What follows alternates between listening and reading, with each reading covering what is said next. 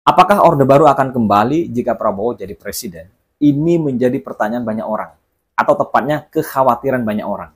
Bahkan Orde Baru is back tidak hanya dikhawatirkan oleh orang-orang Indonesia, pengamat asing pun juga punya kekhawatiran itu. Salah satunya misalnya adalah pakar dari Council Foreign Relation bernama Joshua Kurlanzik. Dia mengatakan bahwa jika Prabowo jadi presiden maka akan menghancurkan demokrasi Indonesia. Tapi benarkah demikian? Kita akan coba membahasnya. Mula-mula kita akan membahas pendapat 3 pakar politik asing yang meyakini bahwa demokrasi Indonesia akan rusak bila Prabowo menjadi presiden. Pertama adalah Joshua Kurlanzik seperti yang saya sebut tadi. Dia mengatakan bahwa potensi besar otoritarianisme Prabowo karena mantan mantu Soeharto itu adalah bekas tentara dan punya kedekatan dengan para tentara kira-kira. Jadi dia meyakini bahwa Prabowo nantinya akan men-setting dan memasukkan unsur-unsur tentara di struktur kepemimpinannya jika nanti dia betul-betul menjadi presiden.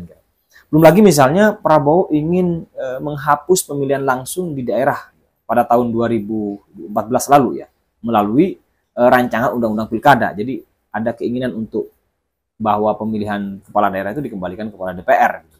Kemudian ada profesor politik Asia Tenggara dari National War College di Washington bernama Zachary Abuza juga punya kekhawatiran yang sama bahwa akan banyak militer yang masuk ke dalam struktur kepemimpinan Prabowo nanti karena undang-undang ASN membolehkan militer menjabat posisi sipil misalnya. Itu yang kita lihat pada kasus ramainya Kepala Basarnas kemarin ya. Karena Basarnas itu adalah lembaga sipil yang kemudian dipimpin oleh militer. Jadi kekhawatiran 2 pengamat ini adalah dugaan kembalinya dui fungsi ABRI. Kalau sekarang mungkin dui fungsi tentara ya, dui fungsi TNI. Kemudian analis Asia Tenggara dari perusahaan intelijen Verisma Plekrov bernama Laura Squad juga punya kekhawatiran yang sama. Yang menarik dari ketiga pengamat ini punya keyakinan kira-kira bahwa persoalan HAM tidak akan selesai di Indonesia jika Prabowo presidennya. Ini jelas kaitannya dengan apa yang sering banyak dituduhkan oleh orang kepada Prabowo ya, yang dianggap menjadi aktor bagi penculikan para aktivis di tahun 1998 yang itu melalui timnya yang dibentuk Kopassus yang kita kenal sebagai Tim Mawar. Saya pernah membahas soal Tim Mawar ini dan bagaimana sebenarnya posisi dan kaitannya Prabowo di Tim Mawar. Teman-teman nanti bisa lihat video itu. Sehingga akhirnya Prabowo diberhentikan dari militer. Tetapi pertanyaannya masih sama, benarkah Prabowo akan otoriter jika jadi presiden sebagaimana Soeharto di era Orde Baru? Yang mana banyak orang tak mau mengulangi sejarah kelam masa lalu Indonesia itu. Ngeri banget soalnya aktivis dikejar-kejar kemudian ditangkapin gitu. Pertanyaan itu akan membawa kita pada bagaimana sebenarnya reformasi.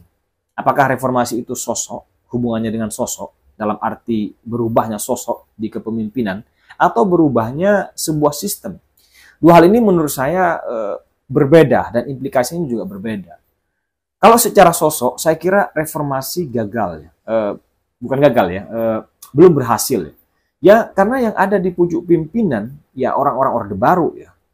Habis Luhut ya Luhut lagi ya orang-orang itu saja kira-kira. Apalagi ini nanti Prabowo jadi presiden.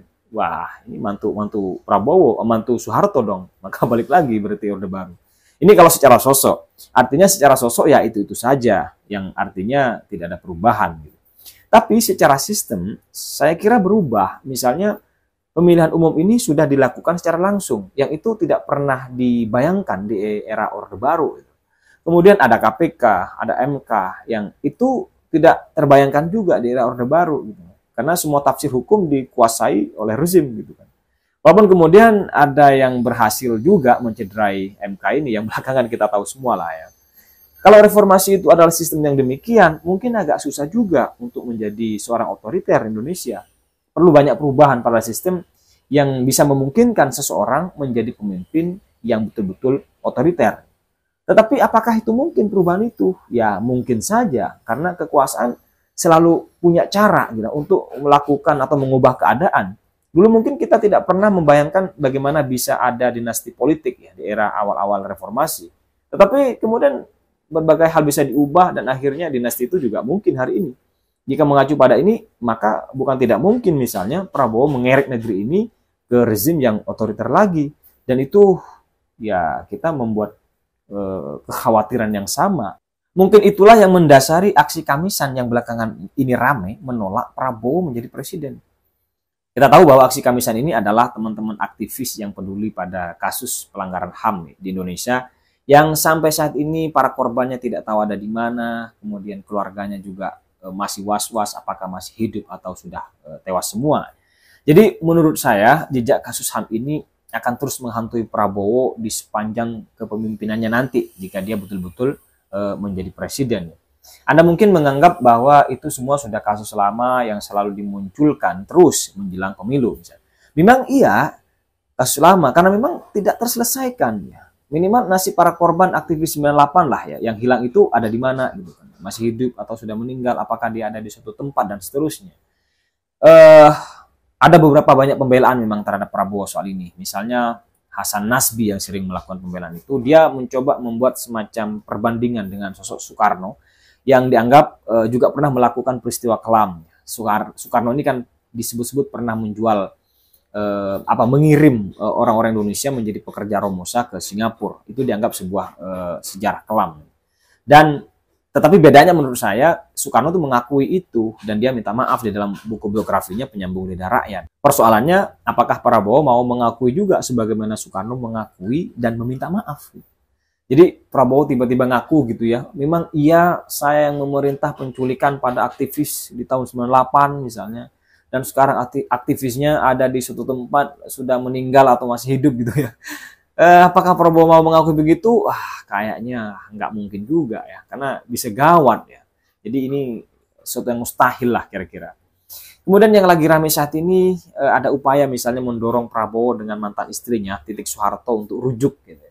Dijodohkan lagi ya, muncul tagline misalnya di beberapa medsos itu, dipisahkan mertua kemudian disatukan lagi oleh rakyat. Ini jika benar rujuk menarik menurut saya.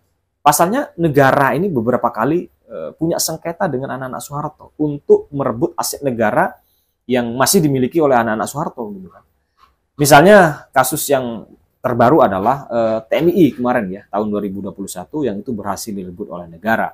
Kemudian penyitaan gedung Granadi dan villa ya sebagai aset Yayasan Super Semar pada tahun 2018. Ya.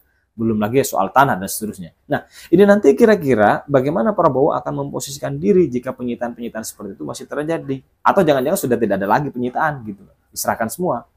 Nah, ini perlu diwaspadai.